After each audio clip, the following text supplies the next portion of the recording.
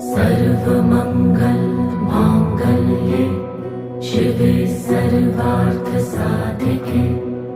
शरण्ये त्र्यंबके गौरी नारायणी नमोस्तुते।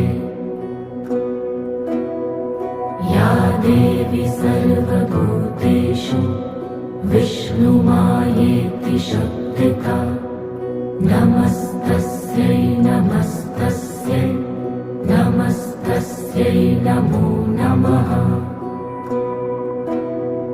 या देवी सर्वभूतेषु चैतन्यविधीयते नमस्ते